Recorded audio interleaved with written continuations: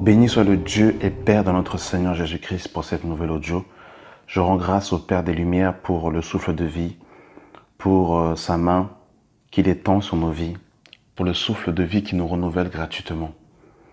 Merci mes frères et sœurs de m'encourager dans cette œuvre.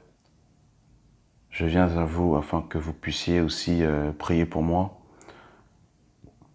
pour que Dieu me fortifie, afin que je sois toujours dans la sainte doctrine, dans l'humilité, dans la crainte de Dieu et dans l'obéissance au commandement de notre Seigneur et Sauveur Jésus-Christ.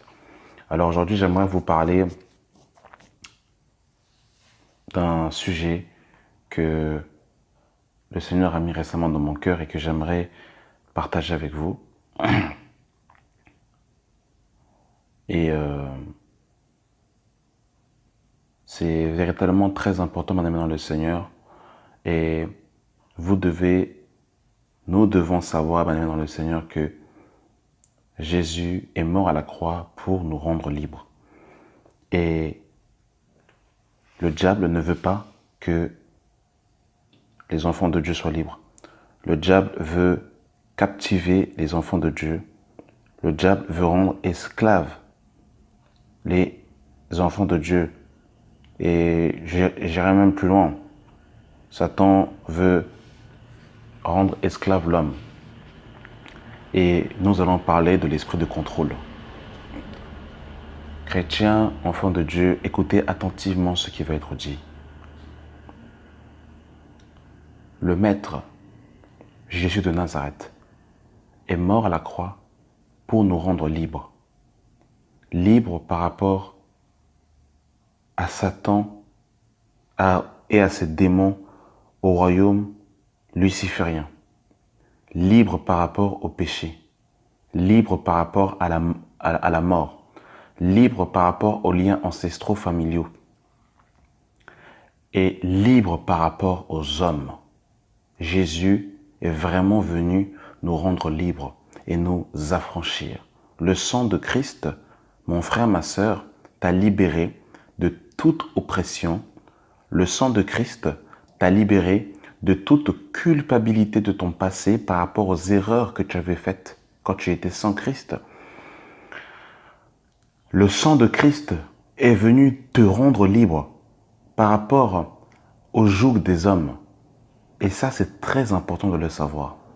C'est capital.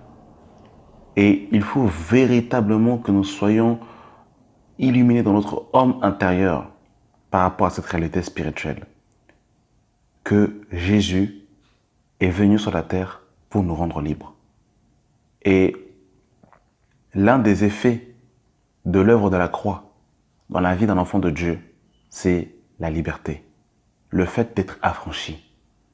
Beaucoup de chrétiens ont été libérés il y a 2000 ans à la croix, mais ils sont toujours sous la captivité, ils sont toujours des esclaves des hommes. Et beaucoup de faux prophètes, de faux docteurs, de faux apôtres, de faux évangéliques, de fausses sœurs veulent mettre les chrétiens sous un joug étranger et veulent rendre captifs les hommes.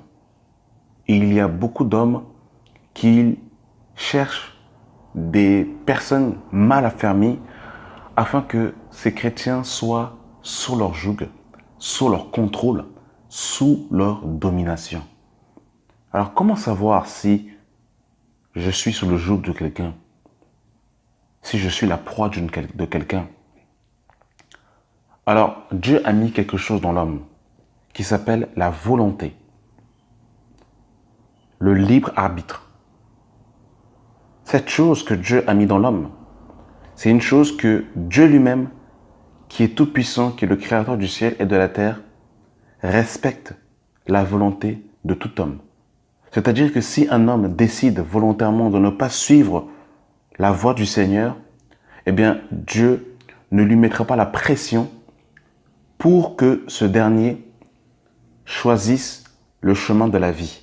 Dieu va tout mettre en œuvre pour que cette personne soit gagnée à l'évangile, mais Dieu ne va pas forcer cette personne. Dieu ne va pas imposer sa volonté à l'homme. Le Seigneur dit, je mets devant toi la vie et la mort, le bien et le mal. Je te conseille de choisir la vie. Donc on voit que l'homme a sa liberté et dans sa liberté, le Seigneur propose ce qu'il y a de meilleur à l'homme. Alors, mon frère, ma soeur, quand tu n'as plus ta propre liberté, c'est-à-dire quand c'est quelqu'un qui, à ta place, décide de faire ce que tu dois faire et ce que tu ne peux pas faire, quand quelqu'un t'impose d'être dans un endroit, par exemple, beaucoup d'assemblées où des chrétiens sont captifs, ils arrivent dans une assemblée un dimanche. Le dimanche d'après, ils sont dans l'obligation d'aller dans cette assemblée. Si on ne veut pas, si ils ne sont pas présents dans cette, dénomination ou dans cette maison ou dans tout ce que vous voulez, alors c'est des appels, c'est des menaces, c'est des textos. Les personnes sont obligées de mettre leur téléphone sur silencieux, de ne pas répondre parce que tellement en fait ils sont en fait harcelés pour être présents dans le bâtiment d'église. Tout ça là, bien aimé dans le Seigneur, ça là, c'est le contrôle. C'est le contrôle. Ça, c'est le début du contrôle. C'est quand si tu ne donnes pas plus d'un certain montant dans le panier, si tu ne mets même pas de l'argent dans le panier, on commence à te regarder de travers. On commence à te mettre de côté, on commence en fait à avoir en fait des propos démesurés envers ta personne parce que tu n'as pas mis dans le panier. Ça, c'est le contrôle. C'est contrôler les gens. C'est manipuler les gens. C'est quand on dehors même des cultes. Tout est contrôlé. Tu es où? Tu fais quoi? Avec qui? Alors que ces personnes, en fait, ne sont même pas des membres, des fois, de votre famille. Mais ils ont plus d'emprise que vos parents qui vous ont engendré dans la chair. Il y a un problème. Ça, c'est le contrôle. Ça, c'est quand, en fait, beaucoup de chrétiens, je vous dis, sont contrôlés, pilotés.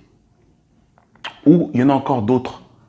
Ils veulent vous mettre sous leur joug en venant vous agresser pour que vous enseigniez le message qu'ils veulent entendre. Alors que ce qu'ils pensent et ce qu'ils disent n'est pas de Dieu. Et ils viennent vous agresser. Ils viennent vous menacer. Ils viennent vous intimider avec en fait des paroles en fait démesurées pour que vous puissiez prêcher leur évangile et non l'évangile de Christ. Ah non, il ne faut pas que tu dises ça. Tu dois dire ci, tu dois dire ça, tu dois pas faire comme ça, tu dois faire comme ci, tu dois pas faire comme ça, tu dois pas faire comme ci. Vous savez, l'enfant de Dieu n'agit pas dans la chair. Qu'est-ce que j'entends par la chair? L'enfant de Dieu ne fait pas les choses avec la force de la chair. L'enfant de Dieu laisse l'Esprit de Dieu agir. Et nous allons prendre un passage par rapport à ça pour voir que Dieu vraiment éclaire son peuple.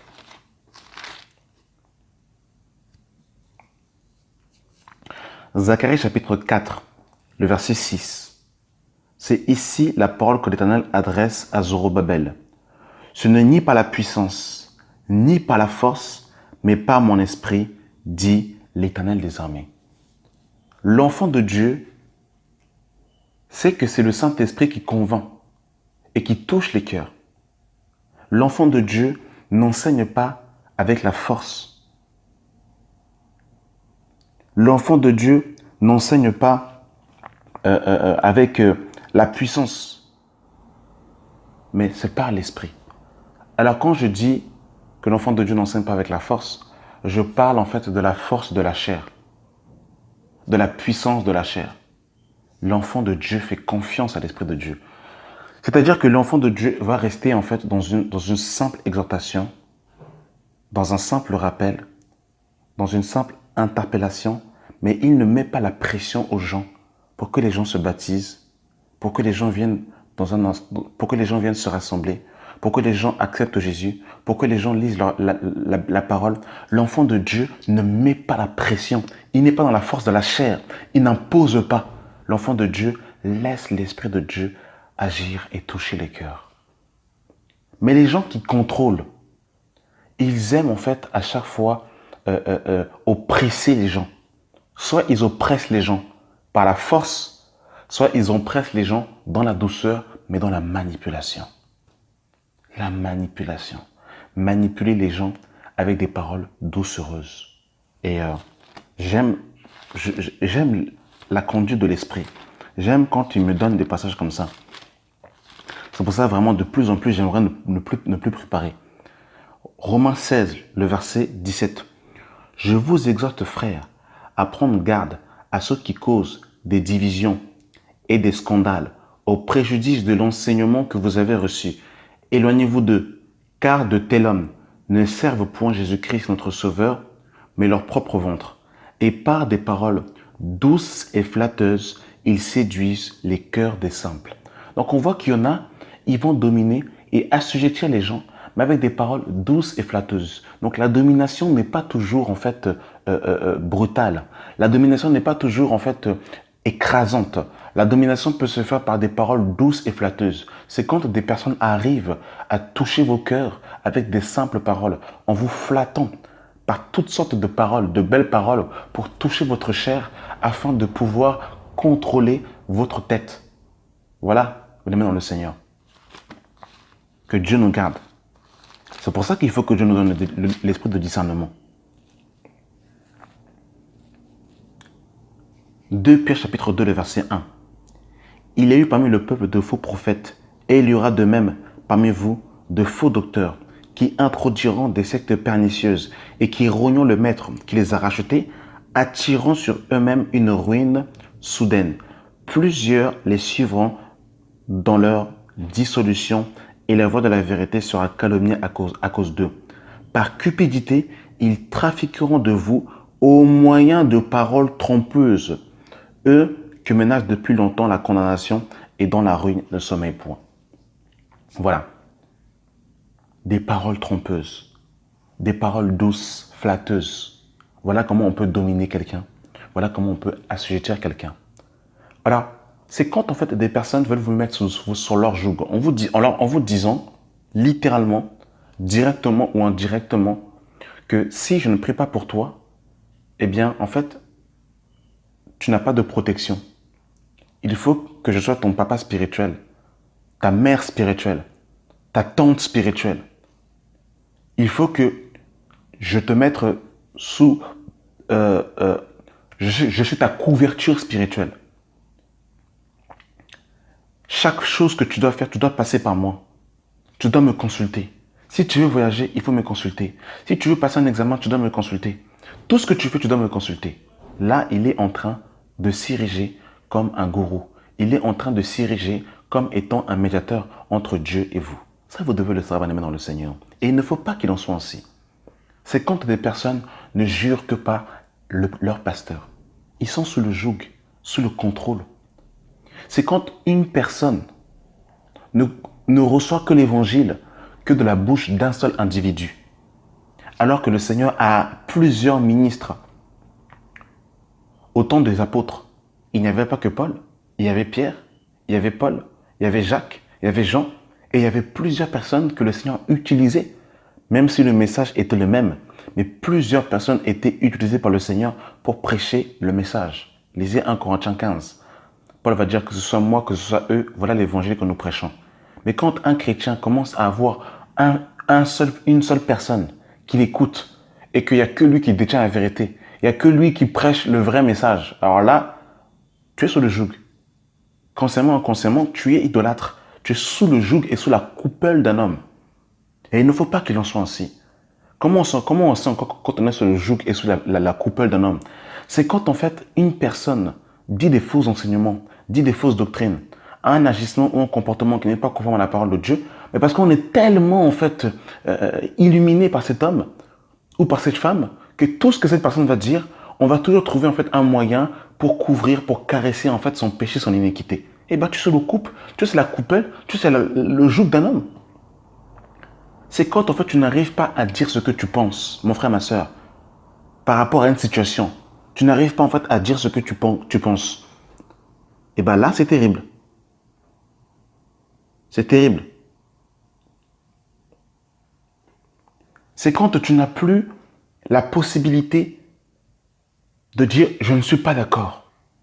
Parce que quand tu dis que tu n'es pas d'accord, tout le monde te tombe dessus, tout le monde te guillotine. Ça, c'est le joug.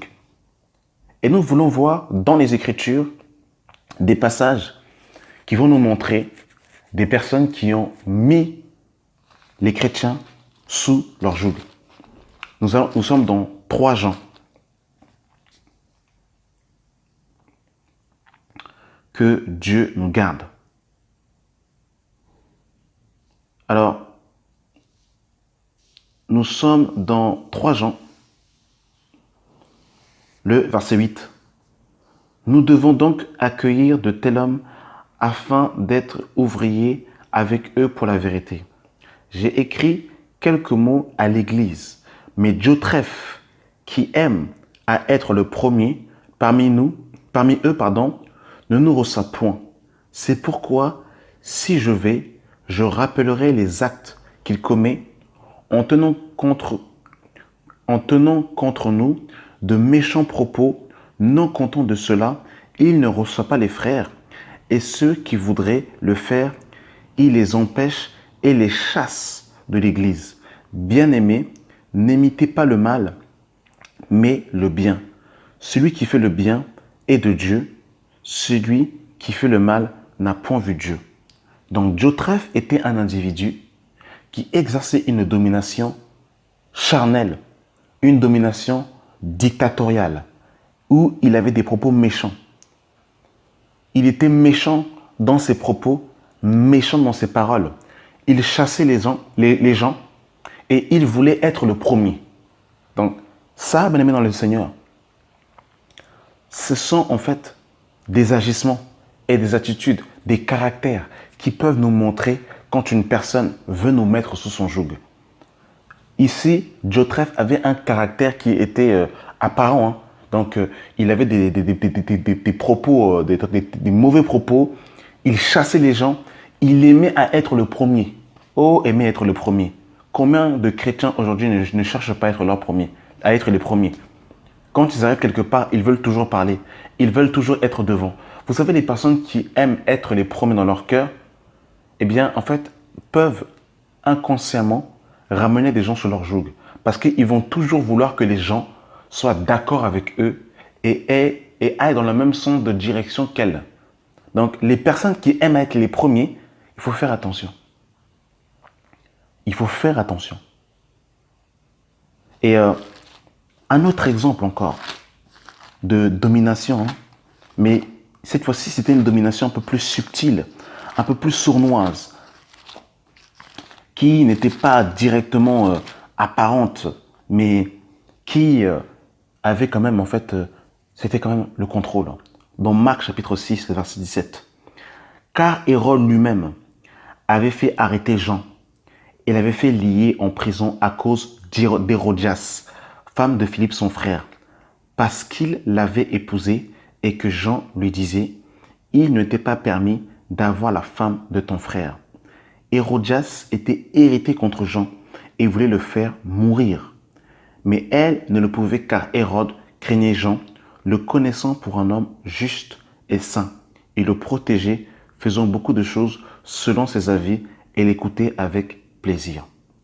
Et lorsque vous lisez la suite, hein, au verset 21, regardez ce que Hérodias va faire. Hérodias, comme Hérode, était tellement amoureux. C'est pour ça aussi, j'aimerais aussi exhorter les frères aussi. Hein. J'aimerais aussi nous exhorter, nous les frères. Le mariage, béni soit le nom du Seigneur. Gloire à Dieu. Le mariage, c'est de Dieu, béni soit le nom du Seigneur. Mais il ne faut pas être amoureux charnellement au point où on n'a plus de discernement. Voilà comment est-ce que Hérode... alors déjà, Hérode n'était déjà pas dans la volonté de Dieu. Parce qu'il avait pris la femme de son frère. Déjà. Donc Hérode était déjà clairement en fait dans l'iniquité, dans le péché. Mais je prends l'exemple d'Hérode parce que depuis le jardin, ça a souvent été comme ça. Adam écoute la voix de sa femme. Pareil pour Abraham, il écoute la voix de Sarah. Pareil pour Salomon, qui écoutait en fait la voix de ses concubines, de ses femmes, qui ont en fait incliné son cœur vers d'autres dieux. C'est pour ça, et c'est pareil aussi pour les sœurs. L'amour, l'amour, l'amour, l'amour, l'amour. C'est beau, l'amour en Christ, gloire à Dieu. Mais il faut garder dans son cœur, en fait, les préceptes du Seigneur. On ne va pas, en fait, mélanger, altérer la parole de Dieu à cause du mariage, à cause de l'homme, de la femme. Ah oui. Regardez le verset 21. Cependant, un jour propice arriva, lorsque Hérode, à l'anniversaire de sa naissance, donna un festin et ses grands donna un anniversaire de la naissance, un festin assez grand aux chefs militaires et aux principaux de la Galilée. La fille d'Hérodias entra dans la salle. Elle dansa et plut à Hérode et ses convives. Le roi dit à la jeune fille, « Demande-moi ce que tu voudras et je te donnerai. » Il ajouta avec serment, « Ce que tu me demanderas, je te le donnerai. » Fut cela la moitié de mon royaume. Étant sortie, elle dit à sa mère, « Que demanderai-je » Et sa mère répondit, « La tête de Jean le Baptiste. » Elle s'empressa de rentrer aussitôt vers le roi et il fit cette demande. « Je veux que tu me donnes à l'instant sur un plat la tête de Jean-Baptiste. » Vous vous rendez compte? Voilà l'esprit de contrôle. Hérode, piloté par Hérodias. Et à cette époque, les Juifs pensaient que Hérode avait décapité Jean le Baptiste. Mais en vérité, c'était Hérodias qui pilotait, qui contrôlait, qui tirait la ficelle. Vous vous rendez compte? Voilà l'esprit de contrôle. C'est quand des gens vous manipulent. C'est quand des gens vous poussent à faire des choses indépendamment de votre volonté. C'est quand des gens, en fait, arrivent en fait, à malaxer votre cerveau pour que vous n'arrivez même plus à penser, pour faire, en fait, les choses que eux veulent faire. Vous êtes contrôlé. Il faut même faire attention parce que même parmi ceux qui se disent frères, sœurs, beaucoup veulent vous contrôler. Fais pas ci, fais pas ça, fais pas ça, fais pas ci, fais comme ci, fais comme ça. Au point où vous n'arrivez même plus à consulter Dieu. Ce sont les gens qui commencent à téléguider vos prières, à téléguider vos faits et gestes. Il faut faire attention. Oh bien-aimé dans le Seigneur, que Dieu nous garde. Que Dieu vraiment sauve son peuple. C'est terrible de voir de tels agissements. C'est pour ça, bien-aimé dans le Seigneur, hein, vraiment,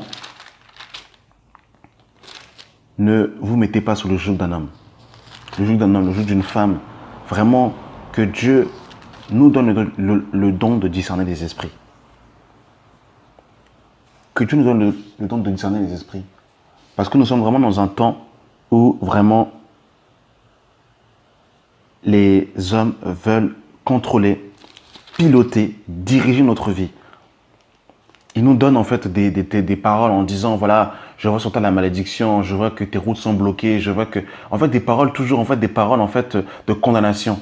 Comme ça, en fait, une fois que cette parole est rentrée dans notre cœur, bah maintenant, en fait, ils s'érigent comme étant, en fait, étant des divinités, comme étant des anges, pour pouvoir, en fait, contrôler notre vie. Il ne faut pas qu'il en soit ainsi. C'est pour ça qu'il faut garder la parole de Dieu. Il faut la lumière. Si vous ne lisez pas votre Bible, je vous dis, vous allez vous faire piloter par les hommes. Les hommes vont vous contrôler, les hommes vont vous piloter et ils feront de vous ce qu'ils veulent. Voilà. Et je ne pouvais pas passer à côté de la très célèbre Jézabel. Hein. Je ne pouvais pas la citer. Je me suis senti obligé de citer cette femme. Hein. Et j'aimerais véritablement encore exhorter mes sœurs à ne pas ressembler à une telle femme. Et dans 1 Roi chapitre 21, le verset 1. Après ces choses, voici ce qui arriva. Naboth de Jériel avait une vigne à Jivril, à côté du palais d'Akab, roi de Samarie. Et Akab parla ainsi à Naboth, « Cède-moi ta vigne, pour que j'en fasse un jardin potager, car elle est tout près de ma maison. je te donnerai à la place une meilleure vigne, ou si cela te convient, je te paierai la valeur en argent. Mais Naboth répondit à Akab, que l'Éternel me garde de te donner l'héritage de mes pères. Akab rentra dans sa maison, triste et irrité à cause de cette parole que lui avait dite Naboth de Jérusalem. Je ne te donnerai pas l'héritage de mes pères. Et il se coucha sur son lit, détourna le visage et ne mangea rien. Jézabel, sa femme, vint auprès de lui et lui dit, « Pourquoi as-tu l'esprit triste et ne manges-tu point ?» Et il répondit, « J'ai parlé à Naboth de Jérusalem et je lui ai dit, « Cède-moi ta vigne pour de l'argent. Ou si tu veux, je te donnerai une autre vigne à la place. » Mais il dit, « Je ne te donnerai pas ma vigne. » Alors Jézabel, sa femme, lui dit, « Est-ce bien toi maintenant qui exerces la souveraineté en Israël? Lève-toi, prends de la nourriture et que ton cœur se réjouisse. Moi, je te donnerai la vigne de Naboth de Jérusalem. » Et elle écrivit au nom d'Akab des lettres qu'elle scella d'un sceau d'Akab et qu'elle envoya aux anciens et aux magistrats qui habitaient avec Naboth dans la ville. Voici ce qu'elle écrivait dans la lettre. Publiez un jeûne, placez Naboth à la tête du peuple et mettez en face de lui 2 méchants hommes qui déposeront ainsi contre lui. Tu as maudit Dieu et le roi, puis mettez-le dehors, lapidez-le et qu'il meure. Voilà. Voilà, Jézabel va prendre en fait les devants. Elle va contrôler, piloter. Et Akab, qui devait être le chef, qui devait être la tête, se retrouve en fait les pieds. Et c'est Jézabel qui commence à piloter et diriger son mari. Signer à la place de son mari, prendre des directions. Voilà. C'est pour ça que j'aimerais aussi faire une petite parenthèse. Quand on dit que la femme ne doit pas enseigner, il y a ne pas enseigner et aussi prendre des directions. Parce que des fois, il y a des sœurs, elles n'enseignent pas, mais elles prennent des directions dans les coulisses. Et Dieu a mon cœur quand je dis ça. Je ne dis pas ça par cœur de machiste, mais il faut que nos sœurs soient en fait conformes aux Écritures. Et il faut aussi que les frères aussi prennent leurs responsabilités. Que les frères aussi soient aussi des frères matures. Des frères aussi qui soient des têtes, des chefs, des responsables. Pas des dictateurs, pas des gourous, mais qu'ils soient aussi des chefs, qu'ils soient à leur place. Parce que malheureusement, quand les hommes aussi ne sont pas à leur place, ils propulsent la femme devant. C'est ça aussi le problème aussi. Que Dieu nous sauve. Que Dieu nous aide. Et j'ai bientôt terminé. La parole de Dieu nous dit dans 1 Corinthiens, chapitre 7, le verset 23. Vous avez été rachetés à un grand prix. Ne devenez pas esclaves des hommes. Mon frère, ma soeur, ne deviens pas esclave des hommes. Au point où tu n'as plus le temps de voir ta famille. Parce que tu dois porter la valise de ton pasteur. Tu dois l'accompagner à ses voyages ça et là. Tu deviens son garde du corps. Ça, c'est terrible. Ma soeur, tu dois déboucher les toilettes de ton assemblée. Balayer. Faire à manger pour l'homme de Dieu, pour le pasteur. Mais tu ne fais même plus à manger pour ton mari et tes enfants. Tu n'es même plus présente à la maison. Toujours dehors, ça et là. Il ne doit pas être honnête, il ne doit pas en être ainsi. Que Dieu nous garde. Véritablement. Alors, Galates chapitre 2, le verset 3. Mais Tite, qui était avec moi et qui était grec, ne fut même pas contraint de se faire circoncire. Et cela à cause des faux frères qui s'étaient furtivement introduits et glissés parmi nous pour épier la liberté que nous avons en Jésus-Christ avec l'intention de nous asservir.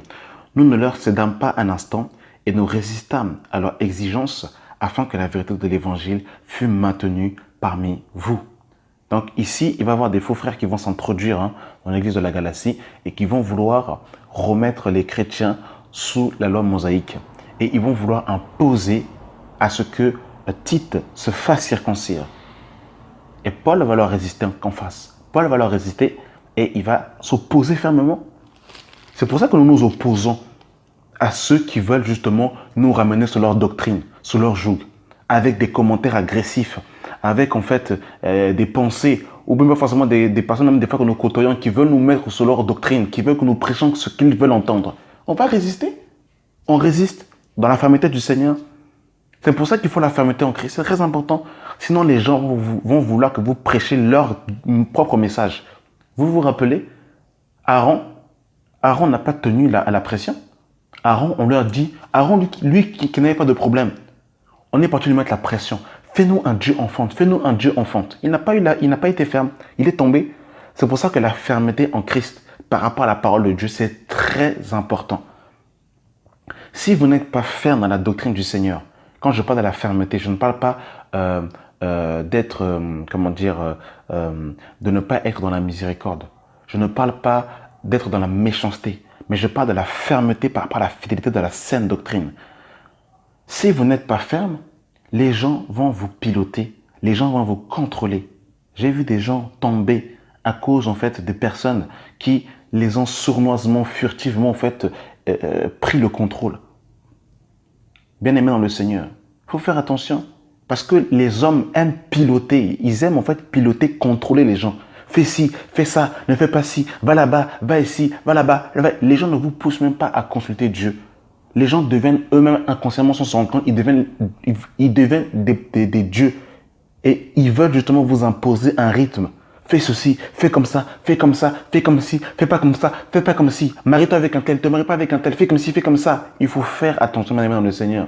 Je vous dis, je ne parle pas des conseils, comprenez mon langage. Je ne parle pas des conseils, mais je parle en fait quand les gens vous imposent charnellement, quand les gens vous imposent sans discernement. Et c'est là il faut faire attention. Galates 5, le verset 1. C'est pour la liberté que Christ nous a affranchis. Demeurez donc fermes et ne vous laissez pas mettre de nouveau sous le joug de la servitude. Combien de mariages aujourd'hui ne sont pas brisés aujourd'hui dans beaucoup d'assemblées où des gens ont eu des fausses prophéties. Dieu m'a dit c'est elle ton mari. Dieu m'a dit c'est lui ton mari. Dieu m'a dit c'est elle ta femme. Et après, si Dieu n'avait pas parlé, catastrophe. La personne n'est pas convertie, la personne n'aime pas Dieu. Bien-aimé dans le Seigneur, bien-aimé dans le Seigneur. Vraiment, ne vous laissez pas mettre de nouveau sous le joug de la servitude. C'est pour la liberté que Christ vous a affranchis. Soyez libres, mes frères, et que personne ne vous contrôle, ne vous pilote.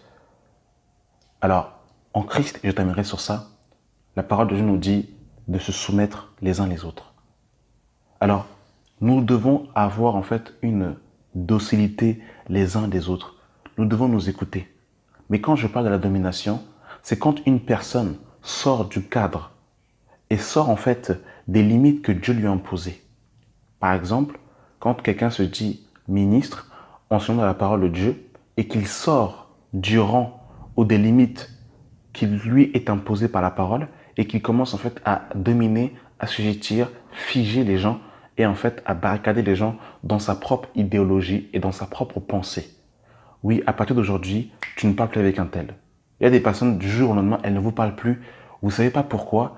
Parce qu'en fait, il y a une personne qui était sous sa tour, qui lui a donné un ordre dictatorial, et la personne s'est soumise charnellement, sous prétexte que c'est un élu dans la foi, sous prétexte que c'est un enseignant, sous prétexte que je ne sais pas quoi. Ça, c'est le joug, ça, c'est le contrôle, ça, tout ça là, il faut sortir de tout ça.